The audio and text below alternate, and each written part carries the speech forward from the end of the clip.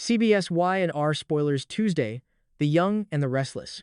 Oh my god, besties, welcome back to our channel on this beautiful, completely unhinged Monday.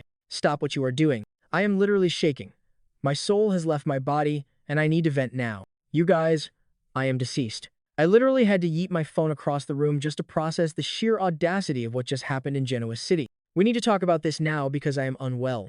I am sitting here, physically vibrating from the sheer gravity of this absolute cinematic mayhem, and we need to dissect every single micro-interaction because the stakes are astronomical right now. Let's just start with Victor Newman, who is officially on my do not perceive list. I am so done with this man. Bestie, be for real right now. Victor just marched right up to Jack Abbott to deliver a stern warning, and I am genuinely hyperventilating. I was mid-skincare when this scene happened and literally smeared charcoal mask all over the rug because my jaw dropped so hard. Victor just got Nikki back. They just had that bizarre, super extra Venice-themed romantic night at the ranch where he was reading poetry, and instead of just staying home and enjoying his wife who literally just survived brain surgery and temporary blindness, he is out in the streets of Genoa City picking fights with Jack Abbott. Wait, backtrack for a second, I missed a step. Jack is literally just trying to breathe. Jack has been through absolute hell lately. He was kidnapped, he nearly died, Diane was ambushed by that creepy doctor, Markham and Patty Williams, and the Abbott family is practically held together by duct tape and Tracy's sheer willpower at this point. Jack is exhausted. You can see it in his eyes. And here comes Victor, twirling his metaphorical mustache, ready to reignite their decades-old feud because he simply cannot let Jack exist in peace. Victor is straight up warning Jack not to cross the line with his family, which is honestly so unhinged because Victor is the one who constantly crosses the line. The absolute delusion of this man is a psychological masterpiece, and I am totally living for the drama, but also, I want to scream into a pillow. Oh, hold on. I should have mentioned this earlier, but this whole Victor and Jack confrontation isn't even just about their old beef. It is basically about Billy Abbott. Yes, Billy Boy Abbott is ruining everyone's lives again, and don't even get me started on the vibes of that man right now. Billy is currently obsessed with this delusion that Abbott legally owns Chancellor Industries because of some ancient, unpaid loan from John Abbott to Philip Chancellor. Billy is running around town, bragging to Lillian Kane, drinking champagne with Audra Charles at the GCAC, and painting a massive target on his own back. And Victor? Victor is gleefully using Billy's completely unhinged lawsuit as an excuse to attack Jack. Victor doesn't even have a legal stake in Chancellor anymore, but he is using Billy's mess as a weapon to humiliate the Abbotts. Did I say that yet? My brain is mush. Moving on. Wait, I'm glitching. Okay, back to the main event. But seriously, did anyone else notice the weird background noise when Victor was talking to Jack? It sounded like a faint hum. Maybe the Abbott air conditioning is broken, or maybe it was just the sound of Jack's blood pressure skyrocketing. Anyway, Victor is basically telling Jack that if Billy keeps pushing this Chancellor takeover, the Newmans are going to obliterate them. And Jack is just standing there, looking like he wants to take a nap for 5 consecutive years. I genuinely feel so bad for Jack right now. But also, he needs to get his brother under control because Billy is manifesting a total dumpster fire for the entire family. And speaking of dumpster fires, we need to pivot immediately to the rehab center because send help. My soul has actually left my body over what is happening with Nick and Nikki Newman. Nick Newman is fighting for his absolute life right now. He is in rehab. He is broken, he is traumatized, and Nikki comes to visit him to drop some serious maternal wisdom. Nikki Newman is a legend, okay? She is giving us the raw, unfiltered truth, and I am entirely here for it. Nikki sits down with Nick, who is currently being counseled by addiction specialists after that horrifying relapse where he was doing fentanyl at a dingy motel and hallucinating Matt Clark. Nikki is looking at her son, and you can just feel the emotional damage radiating off the screen. Nikki knows exactly what Nick is going through because she has battled alcoholism and MS, and she has been to the absolute bottom of the barrel and clawed her way back up. She gives Nick this incredibly poignant advice about his recovery, and she basically tells him that he has to let go of his anger. She tells him that forgiveness and recovery go hand in hand, and that he cannot heal if he is holding on to his blinding rage toward Matt Clark, which is honestly so unhinged because Matt Clark is a literal monster. Matt Clark kidnapped Nick, held him in a storage unit in Las Vegas, tried to ruin Noah and Sharon's lives, and has been terrorizing this family for months. And Nikki is telling Nick he has to let the anger go. Bestie, I would be throwing chairs. If I were Nick, I would be like, Mom, I love you, but I am going to hold on to this grudge until the end of time. But from a psychological standpoint, Nikki is 100% right. If Nick keeps obsessing over Matt Clark, if he keeps letting Matt live rent-free in his head, the addiction is going to win. The drugs are just a way for Nick to numb the sheer terror and rage he feels toward Matt. Nikki is trying to save her son's life, and it is genuinely the most heartbreaking, beautiful thing I have ever seen. I was literally sobbing into my iced coffee watching this. Wait, Did I mention the puzzle? Oh my god. Nick was doing a jigsaw puzzle earlier with that mysterious woman, Marie Kirkland, who he totally did drugs with at the motel. What is her deal? Is she a hallucination? Is she a plant by Victor? Is she just a random enabler who is now suddenly his rehab bestie? The aesthetic choice of them doing a puzzle together while his life is in pieces is so on the nose, it is practically cinematic poetry. But back to Nikki, she is begging Nick to just focus on himself.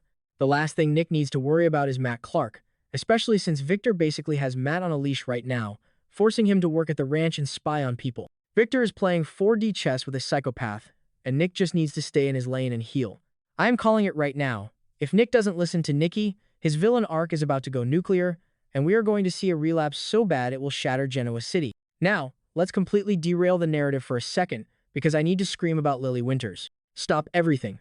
Lily Winters is officially in her absolute ruthless era, and I am terrified but also deeply obsessed. Lily is facing down Billy Abbott's hostile takeover of Chancellor, and she is not taking it lying down. Billy thinks he can just waltz in and steal the company her family built? Absolutely not.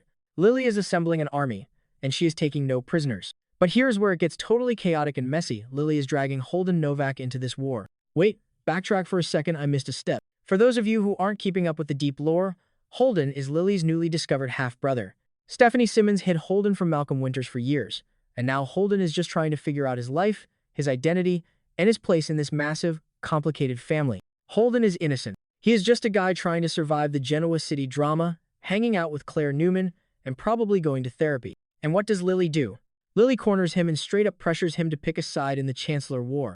I am literally hyperventilating right now because this is so unfair to Holden. Lily is putting him in the most impossible position. She is basically saying, hey, welcome to the family, nice to meet you, now grab a weapon because we are going to war against Billy Abbott. Holden doesn't want to be involved in this. He just wants to get to know his dad and maybe not be caught in a multi-million-dollar corporate bloodbath. But Lily is relentless. She is demanding loyalty. And honestly, I totally get why Lily is acting like this. Devin just shocked the entire family by announcing he is leaving the Winters company to start a non-profit. Nate is talking about leaving the corporate world to go back to being a surgeon. Lily feels completely abandoned by the men in her family, so she is latching on to Holden and demanding that he stand by her side. It's giving major I cannot even energy because Lily is about to play so dirty. If Holden tries to stay neutral, Lily is going to guilt-trip him into oblivion. She is going to use their new sibling bond as leverage, and I am genuinely terrified of what she is capable of right now, manifesting a total dumpster fire by the next update, because if Lily pushes Holden too hard, he might just snap and side with Billy out of pure spite. Or worse, he might just pack his bags and leave town entirely. Lily is playing a very dangerous game of emotional manipulation, and she doesn't even realize she's becoming exactly like Victor Newman in the process. Speaking of Victor, let's circle back to the sheer interconnected chaos of this entire saga. Every single person in this town is spiraling. Billy is sitting at the GCAC, completely delusional, thinking he has already won Chancellor. Sally Spectre is smiling and nodding at him, but deep down, she is terrified that his family is going to destroy him. And she is right.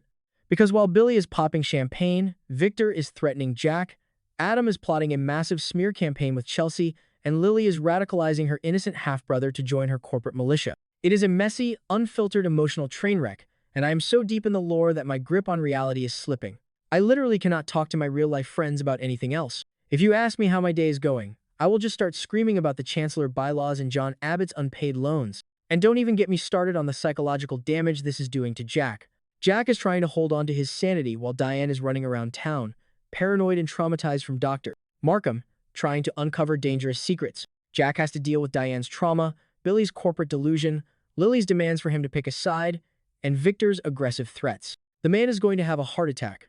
I am genuinely worried for Jack's cardiovascular health at this point. He needs to book a one-way ticket to a deserted island and throw his phone into the ocean. But Victor will never let him rest. Victor's entire personality is just making sure Jack Abbott never knows a moment of peace.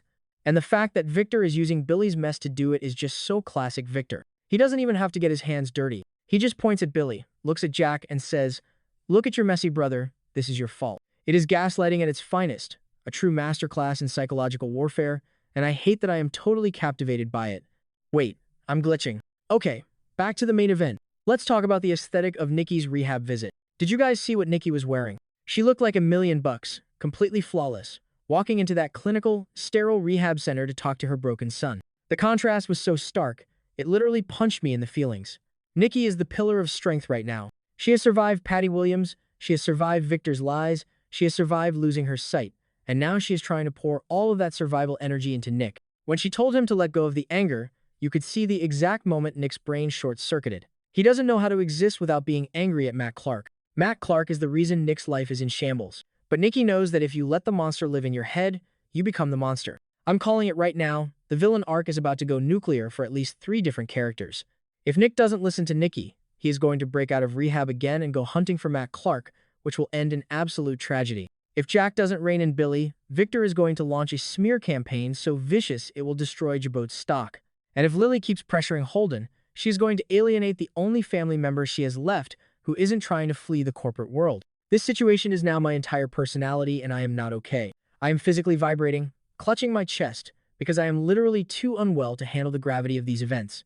I need a nap, a strong coffee, and a direct hotline to the Genoa City gossip mill because I cannot survive until the next episode without knowing what happens. Besties, please tell me you are spiraling as hard as I am in the comments. I am going to go scream into a pillow now and try to recover my sanity. Until next time, stay unhinged.